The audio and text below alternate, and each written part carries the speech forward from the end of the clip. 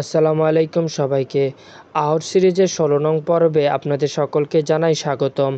এক বাজি এক রাত, এক অভিশপ্ত হাসপাতাল, যেখানে ভয় শুধু অনুভব নয়, ভয় নিজেই এক প্রাণী।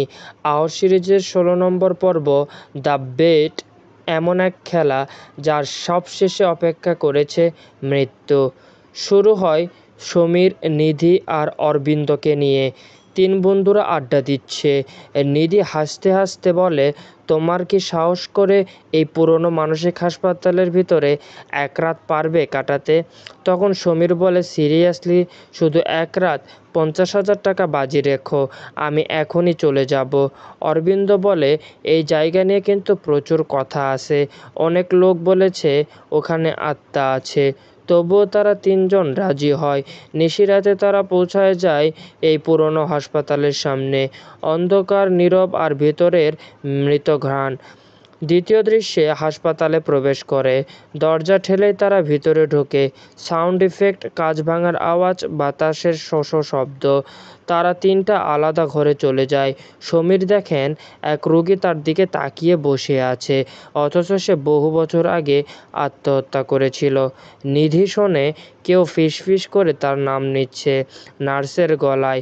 নিধি, তুমি তো এসেছিলে, এখন যাওয়ার সময় হয়নি। অরবিন্দ দেখে দেওয়ালে একটি ছায়া হাত বাড়িয়ে তার দিকে এগিয়ে আসছে। দৃশ্য ৩, রাত ৩টা, ডেড ওয়ার। হঠাৎ করে দরজাগুলো লক হয়ে যায়। চারপাশে অন্ধকার। ক্যামেরা হঠাৎ হঠাৎ ঝাঁকুনি দিচ্ছে। তারা এক জায়গায় এসে জড়ো হয় আর দেখে দেওয়ালে রক্তে লেখা, বাজি ধরছো, এইবার জীবন দিয়েই জিততে হবে। সমীর চিৎকার করে বলে, এটা কেবল বাজি ছিল, এটা বাস্তব হয় কিভাবে? তখনই এক বিকৃত হাসি ভেসে ওঠে আশেপাশে। দেখা যায় তাদের সামনে দাঁড়িয়ে আছে হাসপাতালের এক রোগী, যার চোখ নেই, শুধু কোটরের ভিতরে কালো ছায়া।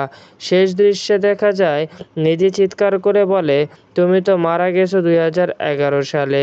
আত্মা হাসতে হাসতে বলে, তাই তো, কিন্তু আমার খেলা এখনো বাকি। তিনজনের চিৎকারে গল্প শেষ হয়। দ্য বেট, যেখানে সাহসের পরীক্ষা শেষ হয় মৃত্যুর মুখোমুখি দিয়ে।